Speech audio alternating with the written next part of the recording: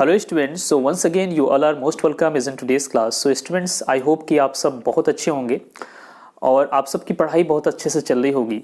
सो आज की क्लास में स्टूडेंट्स हम लोग क्लास 12 साइकोलॉजी चैप्टर नंबर 6 अभिवृत्ति एवं सामाजिक संज्ञान का नेक्स्ट वीडियो पार्ट लेके आए हैं। और आज हम स्टेप बाय स्टेप हमेशा की तरह जैसे पढ़ते हैं हमेशा ही हम बहुत अच्छे से पढ़ाई कर रहे हैं। बस प्रॉब्लम ये होती है स्टूडेंट्स कि आप लोग ना वीडियो पूरा नहीं देखते, आप लोग स्किप करके देखते हो। एग्जाम बहुत करीब है स्टूडेंट्स, सो आप ये कोशिश कीजिए कि वीडियो को जब इतनी मेहनत से बनाई जा रही है तो अच्छे से देखो, चीज़ों को अच्छे से समझो, राइट। तभी आप एग्ज़ाम में अच्छा परफॉर्म कर पाओगे। और मुझे इस बात की उम्मीद ज़रूर है कि अगर आप एक एक वीडियो को अच्छे से देखते हो तो आप आंसर को राइट अच्छे से कर पाओगे और आप जो है चीज़ों को समझ पाओगे। कंसेप्ट देखो, मनोविज्ञान पढ़ने का मतलब क्या होता है। क्लास 12 के मनोविज्ञान में यही है कि जो चीज़ें आप पढ़ रहे हो उसको अपने लाइफ में किस तरह से इम्प्लीमेंट करो, वो सबसे ज़्यादा इंपॉर्टेंट है। और साथ ही साथ उसको कितना आप समझ रहे हो, और मेरा यही पर्पज़ है आप सबको समझा देना, और ताकि आप उस चीज़ को अपने लाइफ में इम्प्लीमेंट भी कर सको। मतलब टोटल मेरा ये है इन टोटलिटी कि मनोविज्ञान पढ़ने का सही जो रीज़न है वो आप सबको मिलना चाहिए, ठीक है। सो वीडियो आप देखिए, आप क्लास कंटिन्यू कीजिए। मैं तो आज बस यूं ही मैंने कहा चलो यार बच्चों से थोड़ा कहते हैं, बच्चों से रिक्वेस्ट करते हैं, बिकॉज बच्चे बहुत जल्दबाजी में रहते हैं, इतनी जल्दबाजी में पढ़ाई करते हैं। तो एग्ज़ाम जब करीब है और इतनी जल्दबाजी दिखाएंगे तो कैसे काम चलेगा। और स्टूडेंट्स, एग्ज़ाम के कुछ दिनों पहले मैं आप सबको यूट्यूब पे लाइव सीरीज़ लेके आऊँगा जिसके अंदर हम लोग MCQ क्वेश्चंस करेंगे। तो आप सब मुझसे जुड़े रह सकते हो। तब तक आपके एग्ज़ाम के प्रिपरेशन तक आपके साथ हमेशा रहूँगा। और कोई भी स्टूडेंट्स अगर ऐसा है जो इस एक्स्ट्रा मतलब यहाँ वहाँ के जो स्टडी मटेरियल है बुक परचेज़ करता है या कुछ कीज़ लेता है, नोट्स लेता है यहाँ वहाँ, उससे बेटर है स्टूडेंट्स आप हमारे एग्ज़ाम बूस्टर को ज्वाइन कीजिए और उसके अंदर काफ़ी कुछ आपको प्रोवाइड करने की कोशिश करेंगे आपके एग्ज़ाम के पहले तक, ठीक है। So that's all. अब वीडियो कंटिन्यू कीजिए और आज की वीडियो पूरा देखिएगा, स्किप मत कीजिएगा। तो स्टूडेंट्स, लास्ट क्लास में हमने पूर्वाग्रह से ग्रसित जो लोग होते हैं उनके अभिवृत्ति के बारे में पढ़ा था। अगर आपने वीडियो पार्ट नंबर 9 नहीं देखा तो आप उसे इस वीडियो क्लास के बाद जरूर देख लेना, ठीक है। तो यहाँ पर पूर्वाग्रह का मतलब क्या होता है, सबसे पहले मैं आपको ये बता दूं। देखो, पूर्वाग्रह में एक बार दोबारा से इसका मतलब बताता हूँ। पूर्वाग्रह का मतलब यहाँ पर ये है कि अलग अलग जो लोग होते हैं ना, वो किसी न किसी समाज से जुड़े होते हैं, किसी न किसी समाज मीनिंग टू से किसी न किसी ग्रुप, किसी ऐसी कम्युनिटी से आते हैं जिनकी कुछ अपनी विचारधाराएं होती हैं, उनकी कुछ अपने एटीट्यूड्स होते हैं जो उस पूरे ग्रुप का एटीट्यूड होता है। तो उसको हमने पढ़ा था। तो यहाँ पर बेसिकली हम लोग जो पूर्वाग्रह से जो ग्रसित लोग होते हैं, जिसका पहले से कुछ प्री माइंडसेट है, कुछ एटीट्यूड्स है, कुछ अभिवृत्ति है, मतलब उसको नियंत्रण करने की युक्ति है। जैसे कि आप यहाँ पर देख पा रहे हैं कि लेट्स से ये जो पर्सन है ये किसी ग्रुप ए से आ रहा है, कोई ग्रुप हो सकता है सोसाइटी ग्रुप। में कहूँ तो स्टूडेंट से आप किसी भी कम्युनिटी से ऐड कर सकते हैं। ये जो पर्सन है सेकंड पर्सन, ये किसी ग्रुप बी से आ रहा है लेट्स से। अब ये जो ग्रुप ए का पर्सन है, इस ग्रुप बी के पर्सन को लेकर के इसके अंदर कुछ मतलब एटीट्यूड्स जो है, अभिवृत्ति जो है गलत है, राइट। या बी के अंदर जो ए को लेकर के कुछ अभिवृत्ति जो है वो गलत है या सही नहीं है। तो इसकी वजह से जब भी दोनों मिलेंगे तो इनके अंदर क्या होगा, इनके अंदर एक आक्रोश होगा, इनके अंदर मतलब एक डिस्टर्बेंस होने के चांसेस ज़्यादा होते हैं। तो इनको आखिर में हम नियंत्रण में कैसे लाए, तो इसी बेसिस पे मैंने यहाँ आप सबके सामने एक पिक्चर प्रोड्यूस की है जिसमें ये फीमेल इन दोनों ही ग्रुप के लोगों को नियंत्रण में कैसे लाने का प्रयास कर रही है। फिलहाल हम आगे चलते हैं स्टूडेंट्स, और अपने आज के जो वीडियो क्लास, बेसिकली आज का जो टॉपिक है, जैसा कि मैंने आपको पहले ही बता दिया, अभिवृत्ति एवं सामाजिक संज्ञान का वीडियो पार्ट नंबर 10 है स्टूडेंट्स। ये क्लास 12 साइकोलॉजी का हम स्टेप बाय स्टेप लर्निंग में NCERT बेस्ड जो है लैंड टू लैंड स्टडी कर रहे हैं। तो आज का एजेंडा भी यही है, तो आज हम इसी पे पढ़ने वाले हैं। पूर्वाग्रह नियंत्रण की युक्तियां, मतलब हम वो सारी नियुक्तियों के बारे में जानेंगे जिससे हम हमारे जो एटीट्यूड्स बन चुके हैं, और ये आप सब के लिए भी स्टूडेंट्स बहुत ज़्यादा इंपॉर्टेंट है। बिकॉज हम लोग जो देखो जो होते हैं ना, हम जिस सोसाइटी में रहते हैं उस सोसाइटी में रह करके कुछ न कुछ ऐसे अपने एटीट्यूड्स, ऐसे अभिवृत्ति बना लेते हैं।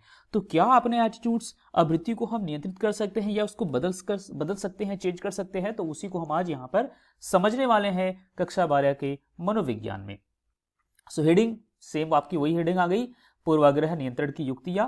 कह रहे हैं कि कारण या स्रोत को जानना पूर्वाग्रह नियंत्रण के लिए प्रथम चरण होगा, राइट। अब देखो यहाँ पर जैसे कि मान लेते हैं कि मैंने पीछे पिक्चर दिखाया था, उसमें मैंने यही बताया था ना कि दो ग्रुप है। तो यहाँ पर जो भी ग्रुप ए है या जो ग्रुप बी है, उसके पूर्वाग्रह कि जो भी कारण है, जो भी बेस है, उसको जानना बहुत जरूरी है। ठीक है, वो सबसे पहला चरण होगा कि अगर कोई व्यक्ति है, लेट से मैं ही हूं, और मैं किसी एक व्यक्ति विशेष के लिए, किसी ग्रुप के लिए अगर मैं नेगेटिविटी या उसके प्रति मेरा अभिवृत्ति अगर ठीक नहीं है, मेरा एटीट्यूड अगर ठीक नहीं है, तो उसका रीजन मुझसे सबसे पहले पूछा जाए, मेरा उसको ठीक करने के लिए, मेरी जो अभिवृत्ति है उसको ठीक करने के लिए वो रीजन पता होना चाहिए। राइट स्टूडेंट्स, तो वही कह रहे हैं कि वो प्रथम चरण होगा। अतः पूर्वाग्रह नियंत्रण की युक्तियां तब अधिक प्रभावी होंगी जब उनका प्रयास होगा। ऑब्वियस सी बात है। तो इसी वजह से जब उसकी रीजन को हम जान जाएंगे तो उसकी जो नियुक्तियां होंगी, तब आप उसको ज़्यादा से ज़्यादा एप्लीकेबल फॉर्म में ला पाओगे। जैसे कोई बच्चा ही है स्टूडेंट्स, अगर आप उसके जो उसके नाराजगी का, या जिस वजह से, जिस कारण से वो नाराज है, रूठ गया है, अगर वो कारण अगर आप जान जाए, है ना, तो इजिली आप उसको समझा पाओगे, उसको समझाना इजी होगा। और मैं एक एग्जांपल और दे दूं, जैसे मान लेते कोई डॉक्टर है, किसी अगर उसका कोई पेशेंट है, उसकी मेन जो डिजीज़ है उसका रीज़न अगर वो जान जाए, किस वजह से डिजीज़ वो उसकी बॉडी में स्प्रेड हो रही है, फैल रही है, उसका रीज़न अगर जान जाए तो उसको क्योर करना ईजी होगा। तो यहाँ पर हमें कुछ प्रयास दिखाए गए हैं, फटाफट मैं रीड कर देता हूँ, आपको समझा देता हूँ, और वीडियो ज़्यादा बड़ी मैं नहीं करने वाला हूँ, ऑलरेडी मैंने आपका टाइम ले लिया है। कह रहे हैं कि पूर्वाग्रह के अधिगम के अवसरों को कम करना, बहुत अच्छी बात है।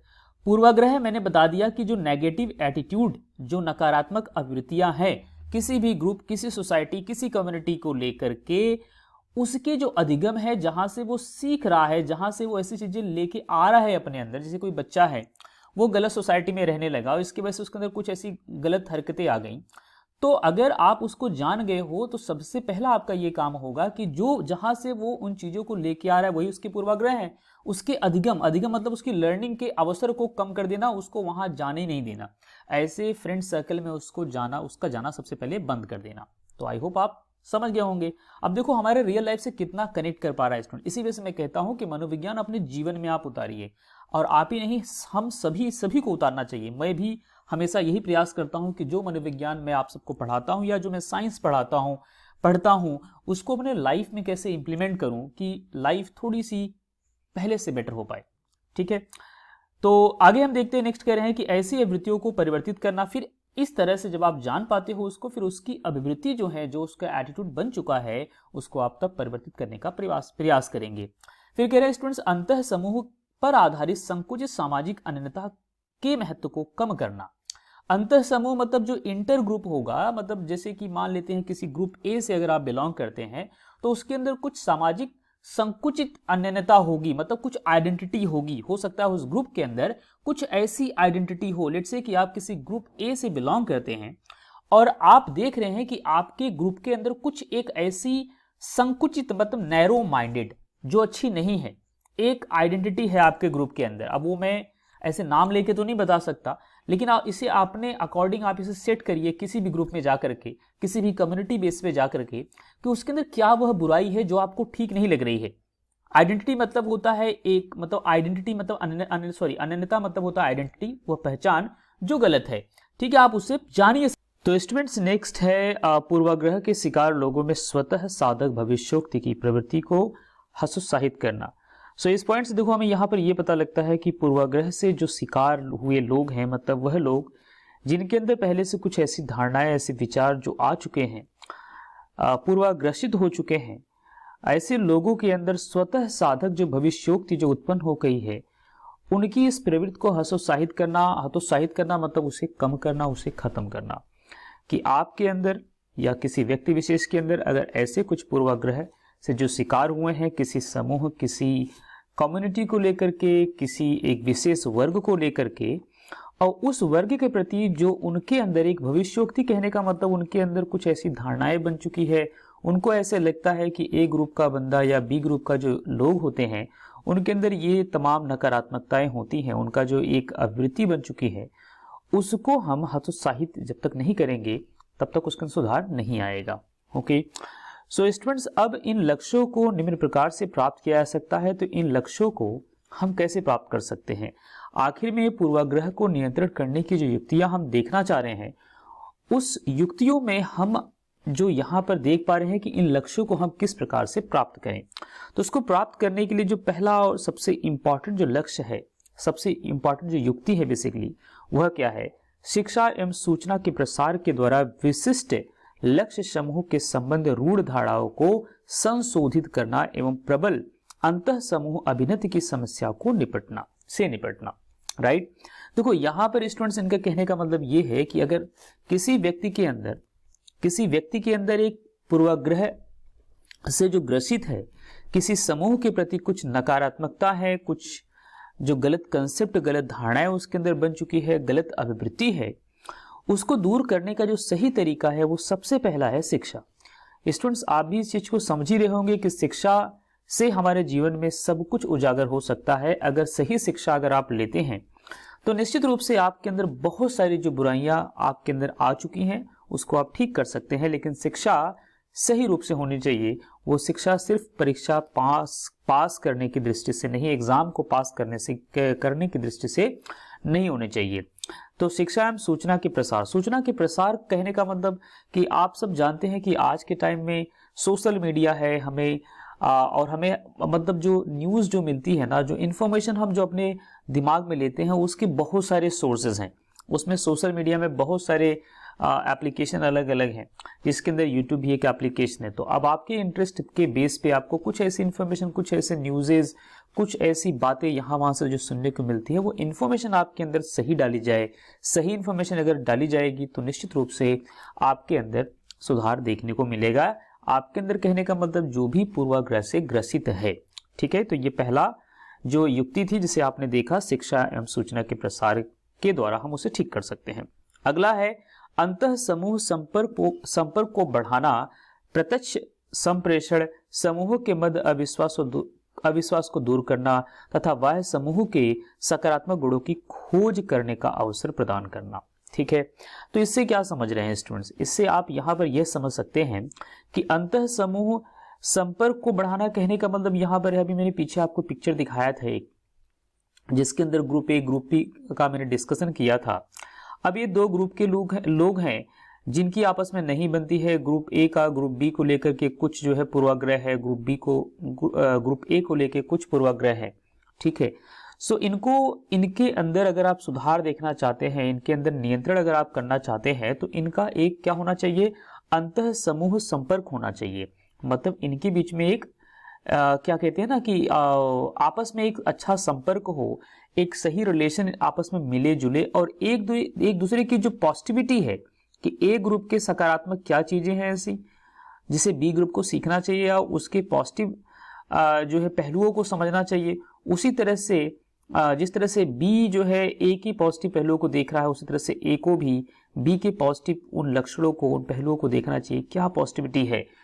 तो इस तरह से अगर वो आपस में संप्रेषण करते हैं, मतलब अपनी इंफॉर्मेशन को शेयर करते हैं एक दूसरे से, तो निश्चित रूप से उनके बीच में एक सही समझौता बनेगा, सही समन्वय बनेगा, जिससे जो पूर्वाग्रह से ग्रसित है उसको नियंत्रित कर सकते हैं। बशर्ते स्टूडेंट्स इस चीज को करने के लिए यहाँ पर कुछ कंडीशंस है, वो ये भी बता रहे हैं यहाँ पर कि हालांकि ये युक्तियां तभी सफल होती हैं, मतलब कुछ कंडीशंस के बेस पे ये ही सफल होंगी कि ग्रुप ए ग्रुप बी आपस में एक मतलब पॉजिटिव एटीट्यूड को लेके मिले।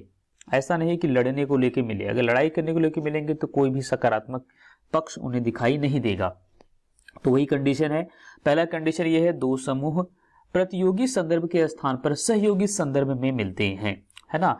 जो ये दो समूह हैं आपस में, उनके अंदर कोई प्रतियोगी संदर्भ न होना चाहिए, उनका जो आशय होना चाहिए प्रतियोगी न होकर के सहयोग को ज्यादा इंपॉर्टेंस देके अगर आपस में मिलते हैं तब ऐसा पॉसिबल है।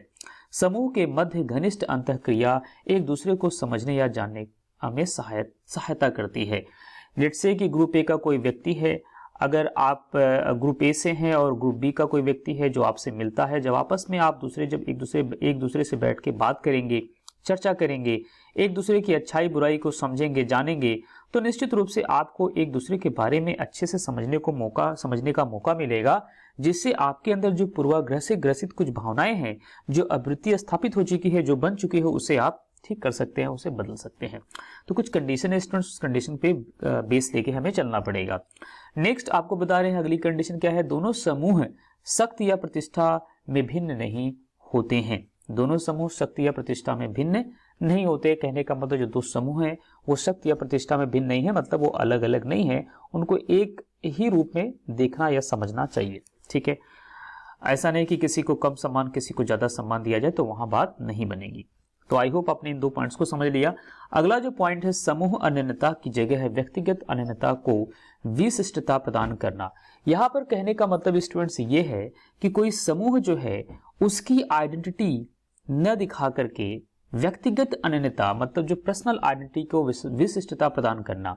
कि लेट्स से कि कोई ग्रुप है, इस पूरे ग्रुप को इंपॉर्टेंस न दे करके हर एक इंडिविजुअल को इंपॉर्टेंस दिया जाए। लेट्स से कि आपके क्लास में एक विशेष वर्ग के कुछ बच्चे हैं, अब वो विशेष वर्ग के जो बच्चे हैं वो पढ़ने में चाहे अच्छे हैं या नहीं है, अगर उनको रिस्पेक्ट या उनको एक मतलब अलग विशेष उनको अगर माना जाएगा, उनको विशेष श्रेणी में रखा जाएगा तो वो ठीक नहीं लगेगा, वो ठीक है भी नहीं। ठीक है, तो ऐसा ना करके उसके बदले जो पर्सनल आइडेंटिटी है, आपकी पहचान आपके व्यक्तिगत गुणों आप तक ही रखा जाए। आपकी जो भी आपकी स्पेशलिटी है, बेसिकली जिस चीज में भी आप स्पेशल हैं, आपकी आइडेंटिटी उस बेस पे रखा जाए, उसके ऊपर ही आपको जाना जाए। ऐसा नहीं कि आप किसी ग्रुप किसी वर्ग से आते हैं तभी आपको वह सम्मान या विशेष सम्मान तभी मिलेगा, ऐसा नहीं है। अगर आपके अंदर वो काबिलियत है, फिर आप चाहे ग्रुप ए से हैं या ग्रुप बी से हैं, तो आपको वहां पर एक व्यक्तिगत आइडेंटिटी मतलब एक व्यक्तिगत अनन्यता प्राप्त हो रही है। वो यहाँ पर कह रहे हैं कि व्यक्तिगत अनन्यता को विशेषता प्रदान करना अर्थात दूसरे व्यक्ति के मूल्यांकन के आधार के रूप में समूह के महत्व को बलहीन करना। राइट, समूह को इंपॉर्टेंस न देना। आई होप आप समझ भी गए होंगे। चलते स्टूडेंट्स आगे और लास्ट देख लेते हैं। लास्ट ये आपका हेडिंग है इस आज की क्लास का, सामाजिक संज्ञान। देखो, संज्ञान का मतलब आई होप सभी तो अभी तक समझ ही गए होंगे, मोस्ट ऑफ में से, बिकॉज संज्ञान बीच बीच में आता रहा है, तो संज्ञान तो आप सभी समझ गए होंगे संज्ञान का मतलब क्या होता है। फिर भी संज्ञान आप समझ लीजिए। यहाँ पर हम बात करेंगे सामाजिक संज्ञान को लेकर बेसिकली। ठीक है, जिसको हम डिटेल में आगे और आने वाले कुछ वीडियोज में देखेंगे, कुछ क्लासेस जो हम आगे और करेंगे उसमें देखेंगे। आज की क्लास में इतनी ही रखूंगा। कह रहे हैं स्टूडेंट संज्ञान, एक बार इसको और समझ लीजिए। संज्ञान का मतलब क्या है, इसे इंग्लिश में कॉग्निशन कहते हैं स्टूडेंट्स। संज्ञान क्या होता है, कह रहे उन सभी मानसिक प्रक्रियाओं को इंगित करता है जो सूचना को प्राप्त करने, उसके प्रक्रमण करने से जुड़े हैं। मतलब संज्ञान या कॉग्निशन का मतलब वो सभी मानसिक प्रक्रियाएं, मतलब आप कुछ सोच रहे हो, समझ रहे हो, जिसके अंदर आप इंफॉर्मेशन ले रहे हो, फिर उस इंफॉर्मेशन को प्रोसेस करके उस इंफॉर्मेशन के बेसिस पे कुछ कंक्लूजन, कुछ निष्कर्ष आप निकाल रहे हो, उसकी जो भी प्रोसेसिंग, जो भी प्रक्रमण आप करते हैं, वो संज्ञान कहलाता है, वो कॉग्निशन कहलाता है। राइट स्टूडेंट, से कि आपने किसी लेट्स से कि एग्जांपल के तौर पे एक मूवी ही देखी है ना, मूवी देखने के बाद आप उसको प्रोसेस कर रहे हो, प्रोसेस करके मूवी के कंक्लूजन पे जाते हो, आपको ऐसा उस चीज से, उस मूवी के कंक्लूजन में निकालना चाहते हो कि मूवी से आपको क्या सीख मिली, आपको क्या बेनिफिट मिला उस मूवी को देख करके। कोई एक आपने मूवी देखी तो ये भी एक कॉग्निशन है। इसी तरह से आप कुछ स्टडी करते हैं, पढ़ते हैं, किसी से बात करते हैं, कोई भी सूचना, कोई भी इंफॉर्मेशन कहीं से अगर आप लेते हैं तो वह संज्ञान होता है, उसे कॉग्निशन कहा जाता है, जहां पर आपका दिमाग, आपका ब्रेन काम कर रहा होता है। ठीक है, उसे समझने और सोचने में जहां आपकी प्रोसेसिंग चलती है। कह रहे हैं इस विचारों को सामाजिक संसार से जोड़कर देखें तो सामाजिक संज्ञान, तो यहां पर कह रहे हैं कि अभी जो संज्ञान है इसका मतलब आप समझ गए। कह रहे हैं ये जो विचार हैं, जो भी विचार आपके अपने तक होते हैं, वो तो आपका सेल्फ कॉग्निशन हो गया, आपकी खुद की समझ को लेके हो गया। लेट्स से कि आप मार्केट में जाते हैं, पेन को ही खरीदना है आपको, तो एक विशेष प्रकार की पेन आप परचेस करना चाहेंगे जो शायद आपके बजट में हो, साथ ही साथ आपको लिखने में इजी हो, आपको उसकी जो इंक हो वो भी अच्छी लगे और आपको स्मूथनेस दे, आपकी राइटिंग उससे अच्छी आए, तो आप तमाम चीजों को सोचेंगे। तो आप अपने लिए सोच रहे हैं, राइट, तो आपकी कॉग्निशन वहां पर अपने तक सीमित है। दूसरा जो आपका फ्रेंड है, हो सकता है वो पेन पसंद न करे, दूसरी पेन पसंद करे। लेकिन यहां पर हम बात कर रहे हैं सामाजिक संज्ञान की, तो कह रहे हैं इस विचार को सामाजिक संसार से जोड़कर देखें तो सामाजिक संज्ञान मतलब अभी जो आप पर्सनल कॉग्निशन कर रहे थे, वही जब समाज को लेकर के अगर होता है, समाज उसमें जुड़ा होता है, तो उसे सोशल कॉग्निशन कहा जाता है।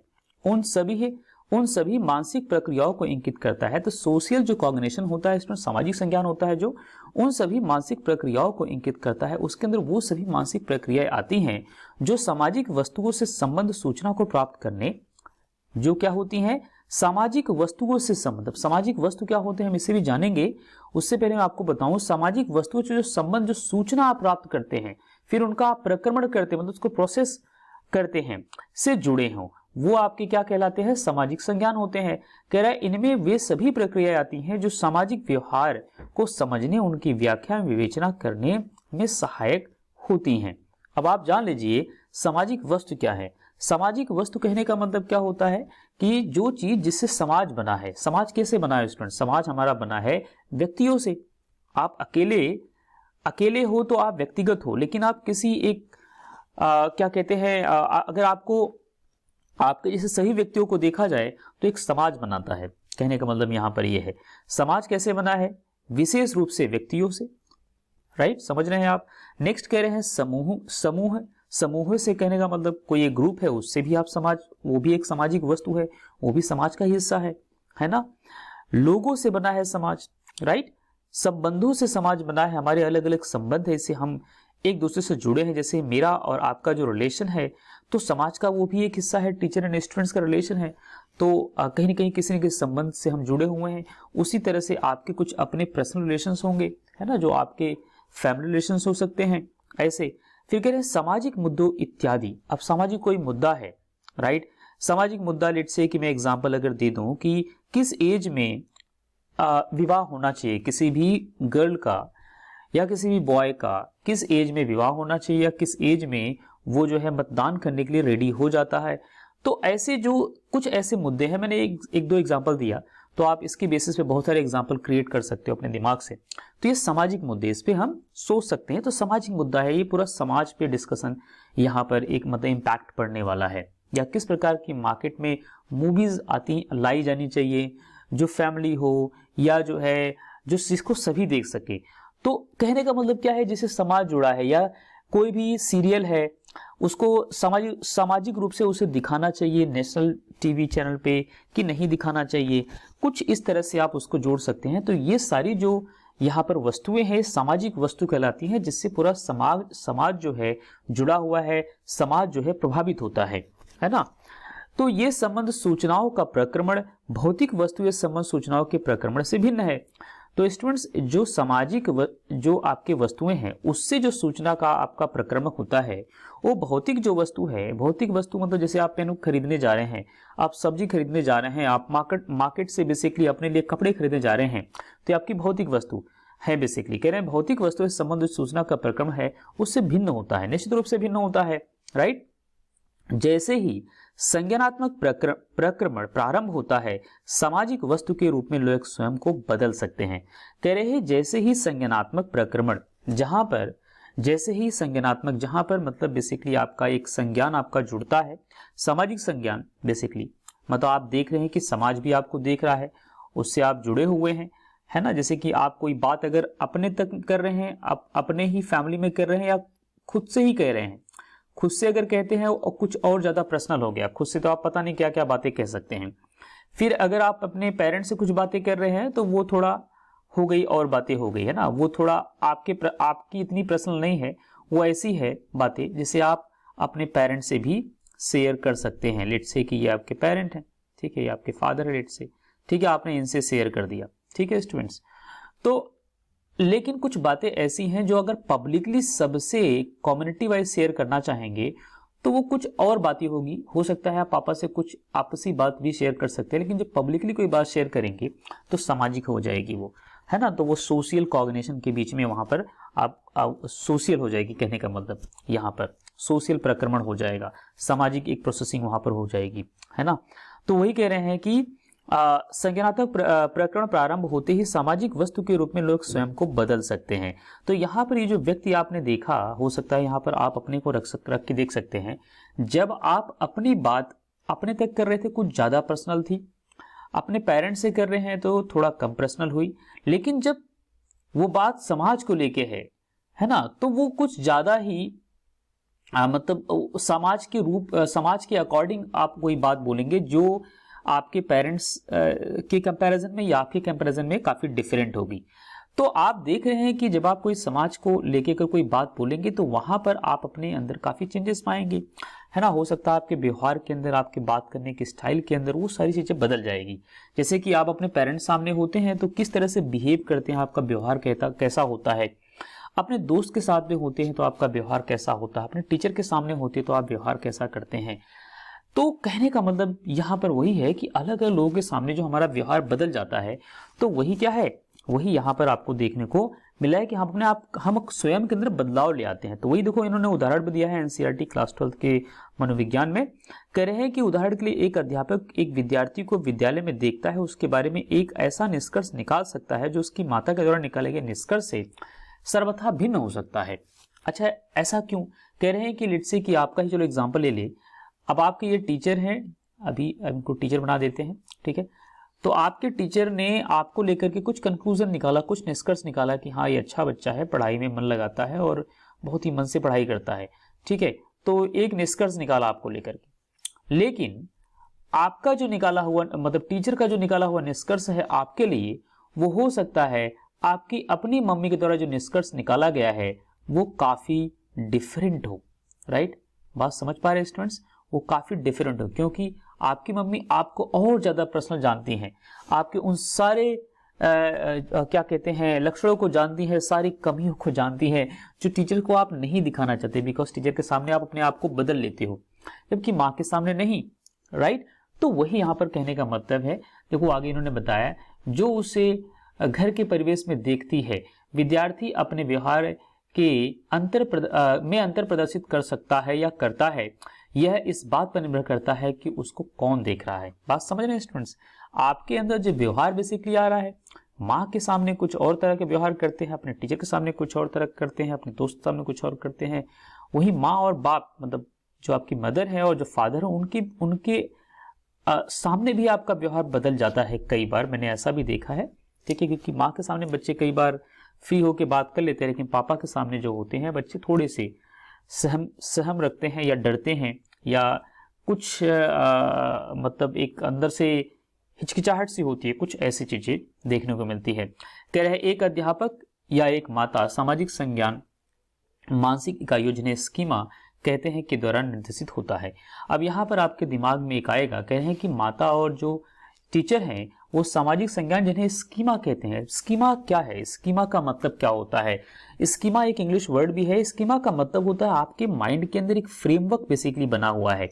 फ्रेमवर्क कहने का मतलब क्या, कि आपके माइंड के अंदर एक सर्टेन रूल्स है, सर्टेन गाइडलाइंस है, जिससे आप इंफॉर्मेशन प्रोसेस करते हो। कि आपके माइंड के अंदर एक ऐसा गाइडलाइंस आपने सेट किया है कि टीचर है तो टीचर सामने आपको कैसे खड़े होना है, कैसे बात करना है, वो अलग है फ्रेम।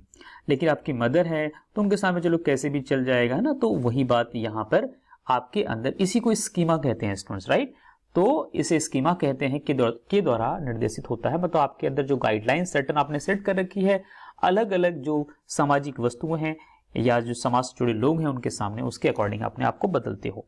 आई होप स्टूडेंट्स आज भी आपने वीडियो को बहुत ही डिटेल में समझा। हम इस वीडियो को शॉर्ट ही रखे हैं, ज़्यादा बड़ा तो नहीं किए हैं, बस थोड़ा एक्सप्लेन ज़्यादा कर दिए हैं, बस इतनी ही सी बात है। सो चलते हैं स्टूडेंट्स, आज की क्लास यहीं तक कवर करते हैं, अगली क्लास से फिर आपसे मिलेंगे। और आगे बढ़ने से पहले स्टूडेंट्स, ये है मेरा उन सभी स्टूडेंट्स के लिए बेसिकली एक तरह से आप कह सकते हैं एडवर्टीजमेंट है, बिकॉज एडवर्टीजमेंट ही से कहूँगा, एक तरह से एडवर्टीजमेंट है जो इनडायरेक्टली न कह के डायरेक्टली आपसे कहा जाए, बिकॉज इतने तो समझदार आपको होने चाहिए कि यहाँ पर मैं एडवर्टीजमेंट इसलिए कर रहा हूँ बिकॉज मार्केट में बहुत सारी बुक्स अवेलेबल होती हैं, ठीक है, अलग अलग सैम्पल पेपर होते हैं। तो अगर आप किसी भी लेवल पे हो, लेट्स से कि आपका उद्देश्य हो सकता है यूपीएससी के लिए प्रिपेयर करना, आपका उद्देश्य हो सकता है एमपीपीएससी पीएससी के लिए प्रिपेयर करना, यूपीपीएससी के लिए प्रिपेयर करना, आपका उद्देश्य हो सकता है किसी भी टीचर ट्रेनिंग के लिए आप प्रिपरेशन कर रहे हैं, जैसे कि आपका टेट हो गया, सी टेट हो गया, इस तरह के एग्जाम के लिए प्रिपरेशन कर रहे हैं, या आप क्लास 12 के स्टूडेंट्स हैं, तो ये आप चाहे जब भी ये वीडियो देखेंगे तो आप जो है हमारे एग्जाम बूस्टर से आप जुड़ सकते हैं, जो क्लास 12 के साइकोलॉजी का स्पेशली बनाया जाएगा। इस पे काम अभी हम कर रहे हैं, लगातार करेंगे और हमेशा इसको अपडेट करते रहेंगे। इसमें हम आपको क्लासेस प्रोवाइड करते हैं अगर रिक्वायर्ड होता है तो, अदरवाइज की notes, previous year question paper, most important question paper, live meeting, तो ये रिक्वायर्ड अगर देखो क्लासेस का हो सकता है क्लासेस आपको लाइव भी मिले और लाइव मीटिंग अगर रिक्वायर्ड होता तो ये भी मिलेगी। मतलब जो यहाँ मेंशन करेंगे यहाँ पर ऑलमोस्ट मिलेगा ही आपको। ये क्लासेस आपको लाइव नहीं मिलेगा, हो सकता है रिकॉर्डेड क्लासेस मिले, लेकिन जो आपको मिलेगा स्टूडेंट बेस्ट मिलेगा, ठीक है। तो अगर आप कोई भी स्टूडेंट्स हमारे इस कोर्स से जुड़ना चाहता है जो बहुत ही कम रेट पे है, आपकी एक क्विक प्रिपरेशन क्विक रिवीजन के लिए इंपॉर्टेंट रहेगा, तो आप उनसे जुड़ सकते हैं। इसका ग्लिम्पस मैं आपको दे देता हूँ, जल्दी से ग्लिम्पस देख लीजिए। यहाँ पर 2022 के लिए मैंने बनाया है, एग्जाम बोर्ड के लिए, बोर्ड एग्जाम के लिए कहने का मतलब। तो आप ये किसी भी ईयर के लिए आप जाएंगे, जब तक मेरी वीडियो आपके यूट्यूब चैनल पे है तब तक ये कोर्स आपको अवेलेबल रहेगा, ठीक है। जब तक हमारी टीम है, हमारा एक क्या कहते हैं पूरा सेटअप है आपके लिए, जो अभी लगातार सतत काम करता रहेगा साइकोलॉजी के लिए स्पेशली, ठीक है, इस चैनल पे। So quick and fast exam booster आपका ये है, इसको किस तरह से पढ़ना है इसका ग्लिम्पस आप देख लीजिए, ठीक है। सो आप अगर कोई भी स्टूडेंट ज्वाइन करना चाहता है तो इसे जुड़ सकता है। इसके बहुत सारे मेरिट और मिलेंगे, बेनिफिट्स और हैं, ठीक है। एज सुन एज पॉसिबल अगर आप ज्वाइन करते हैं तो आपको 50% का ऑफ भी मिलेगा। तो ये सब आपके लिए है स्टूडेंट्स। अब आपके दिमाग में आ सकता है सर आप ये क्या कर रहे हो, बिल्कुल स्टूडेंट्स, ये देखो मैं ऐसा कुछ गलत काम तो नहीं कर रहा हूँ। आप बाहर से मार्केट से बुक परचेस करते हो, बिल्कुल है ना, तो बुक परचेस करते तो वहाँ पर कुछ कॉस्ट आप देते होंगे, तो उसी तरह से एक बहुत ही मिनिमम कॉस्ट आपसे ली जाएगी, आपको उससे कई गुना ज़्यादा आपको हेल्प की जाएगी। तो ये थोड़ा सा हमारी टीम जो वर्क कर रही है उनको भी कुछ हेल्प मिलेगी, और ऑब्वियस सी बात है उसके बदले में आपको बहुत सारी बेनिफिट्स आपको मिलेगा। सो दैट्स ऑल स्टूडेंट्स, आज की क्लास यहीं तक। Till the time take care and thank you so much.